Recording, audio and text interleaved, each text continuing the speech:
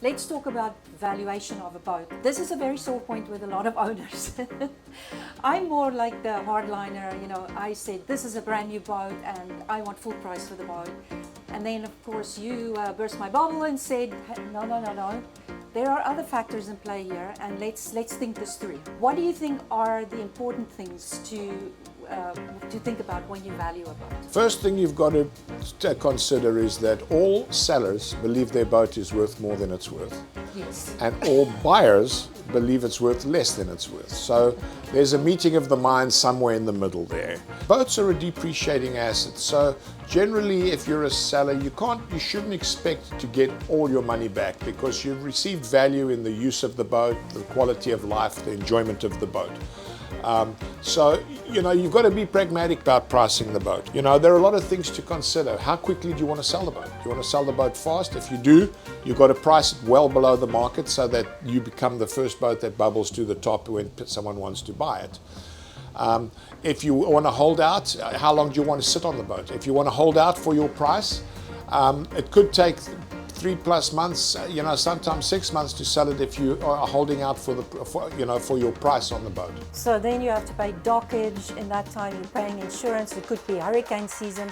So then you're sitting on the boat for a long time, right? Yeah, look, people are used to getting top dollar from COVID. That game has changed, and now the price of boats is moving down. A lot of the sellers, what they're doing is they're making a big mistake. They're trying to get top dollar for their boat. And as the market moves, they're following the market down. If you really want to move your boat, you've got to get ahead of the market and let the market come to you. And it's a big issue. I've got people, I want $800,000 for my boat. And then if I was their broker, I'd go and have a look and say, well, you only paid $750.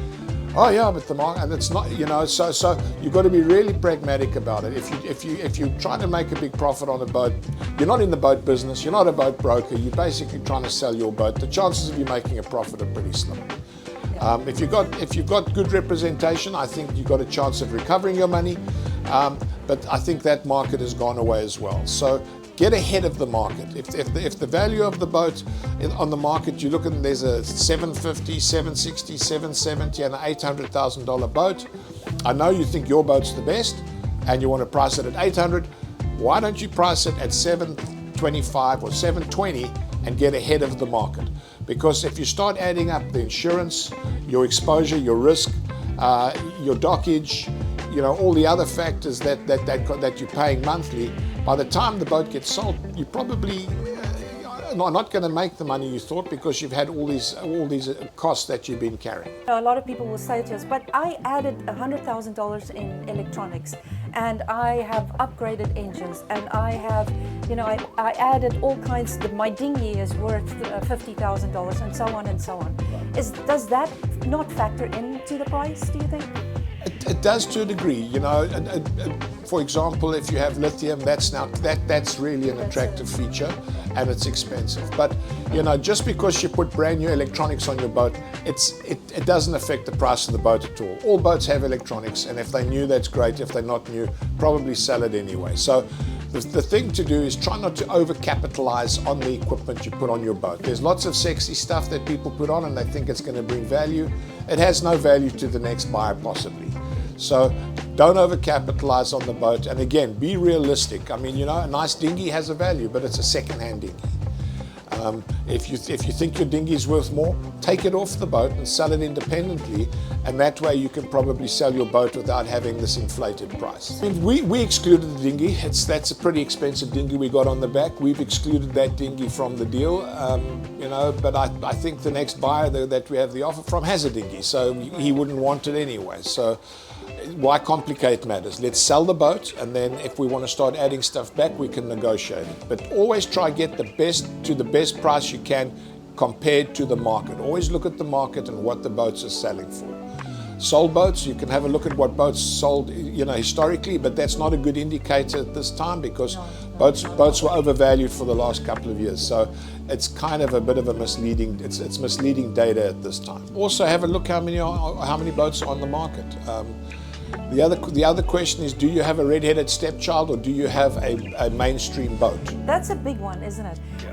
These one-off boats that you buy from factories in South Africa or in Vietnam or whatever, it's not very well known in the market, and so it doesn't necessarily fetch a really good price, right? Well, they could, small production runs, especially if they're not well-known brands, difficult to sell because it's not a known brand. It doesn't have what I call a blue book value. Right.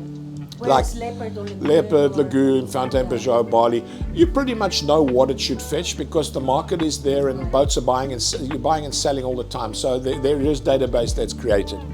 Again, I don't think it's that accurate today because of what's happened in the market. But if you had a one-off built in someone's backyard in Honolulu,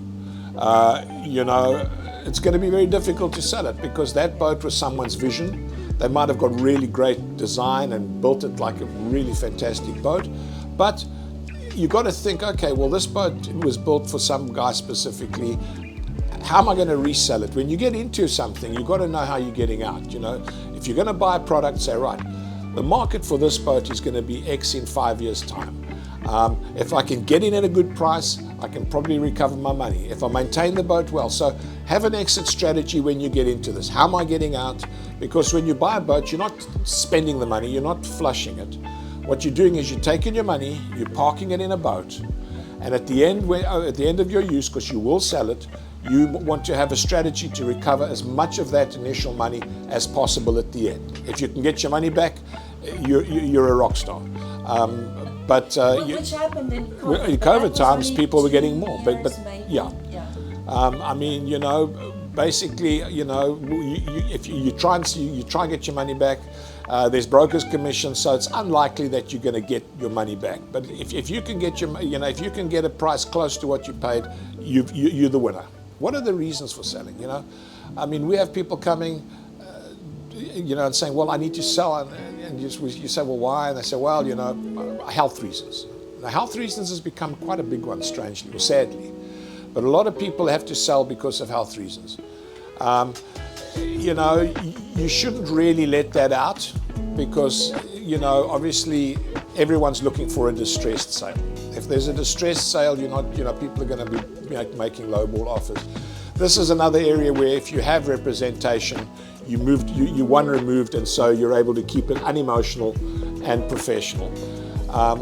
But that's one of the reasons you want to sell. The other reason is we're buying another boat. Yeah, we're in the business. We're re-upping, but this is a demo boat, and it's 2 years. Every 2 years you got to sell it. So we place an order for a 25 slot, and we'll roll it. Price that in. Yeah, look, I factored in the fact that we've sold a lot of these boats, so obviously our business has generated income. There's that. We've had a tremendous enjoyment. This boat was a pleasure to sail. It's always nice to be the prettiest girl in the anchorage, and this boat certainly is.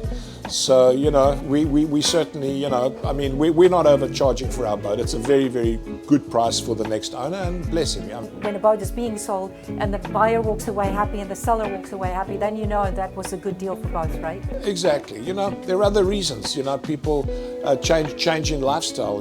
We had sold a couple of boats, and within 6 months they said we got to sell. They'd been transferred to Europe. And the boat they bought was a US spec, and their whole life had changed. So that's another reason. People just become disgruntled with the lifestyle and think that it's not for them. A lot of people do this without doing a lot of good research, and go sailing and discover, oh, geez, this isn't really what this is not in the brochure. So there's that. People get divorced and they need to sell the boat to settle.